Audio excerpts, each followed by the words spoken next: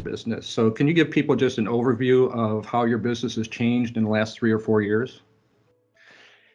Yeah, I mean, really, as you mentioned, a few years ago, we weren't really operating the way we wanted to. I think, we had some culture challenges within the business that I think were really kind of getting in the way of us delivering service the way we really wanted to. And then also, we weren't really serious about selling. We would certainly add new clients as it came around, but we weren't really deliberate or methodical about how we approach sales.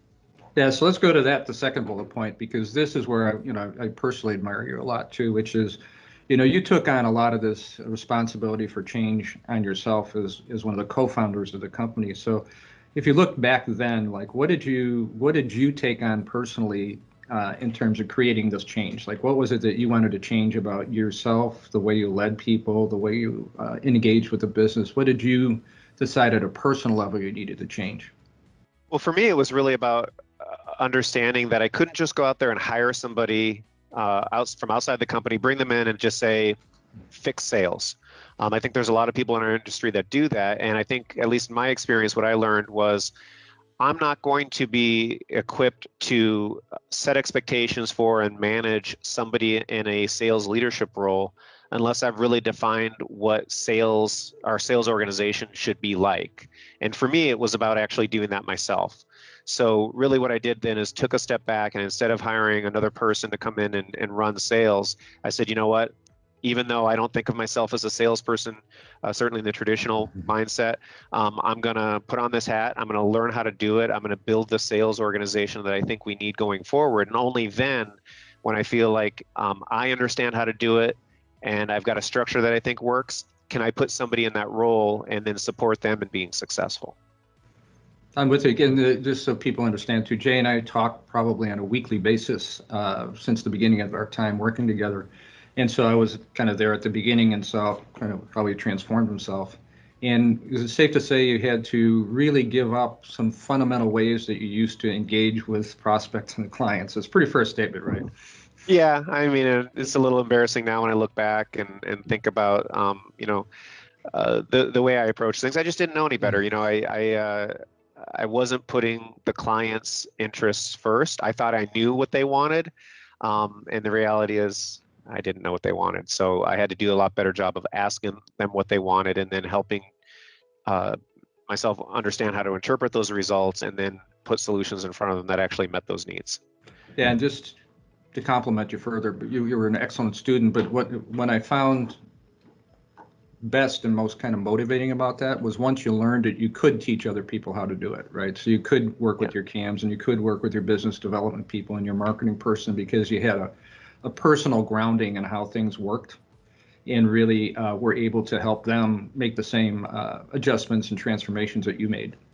Yeah, I mean, I think if you aren't going to do it yourself, you're not going to get it. You're not going to believe in it. And if you don't believe in it, if you don't understand it, there's no way you're going to teach somebody else. So for me, that was fundamental. I had to actually do it. I couldn't just read the book. I couldn't just say, yeah, I agree with that philosophy. I had to live it before I could teach it. So if we go to the next slide, let's drill down just a little bit more too. So we talked kind of in general what the transformation objectives were, but we identified together 3 things that you needed to do differently and actually make abiding changes in your organization. And at a high level, just kind of go through these 3 things and then we'll drill down on each of them individually. Sure. And, some of this applies to the whole organization. We'll probably talk specifically how it relates to what we did on the sales side. But, one of the things we did throughout the whole organization is better defined individual roles. So, on the service delivery side of the business, we had technician. And that's all it was. Everybody was a technician. On the sales side of the business, we had salesperson. Everybody was a salesperson. And what we realized is there were a lot more responsibilities than could easily just fit in one bucket. And I know it's obvious, but different people have different skill sets and they all can't just do the same things equally well. So we really started out by defining different roles, both in service delivery and on the sales side of the business. So in sales specifically, we realized that we needed somebody that was going to be more of a client account manager. right? And that's a very different skill set than a business development executive, somebody going out there and trying to win new business.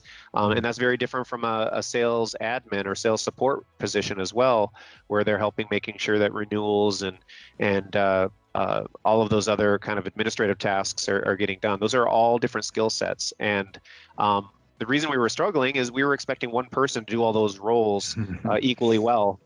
And again, I know for those of you that have been there before, that's not new information, but for me it was. And so once we defined all those roles, I think it was a lot easier for us to do that. And then of course, once I felt like I understood how to manage those people, I was able to go out there and hire a very competent person to run that department and execute on all those philosophies, not only that I had, but then when she came to the table, she was able to then build on that with her own experience and her own skill sets, but still within the framework that we originally defined.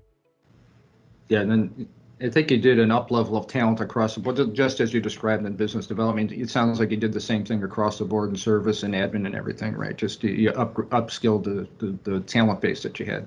Well, I think one of the things I learned and I found out through this process then is when you have better defined roles and you have very clear expectations set, you tend to attract the candidates who are interested in that. Before when I was just hiring salespeople generically, I was attracting the kind of people who really didn't know what a salesperson was.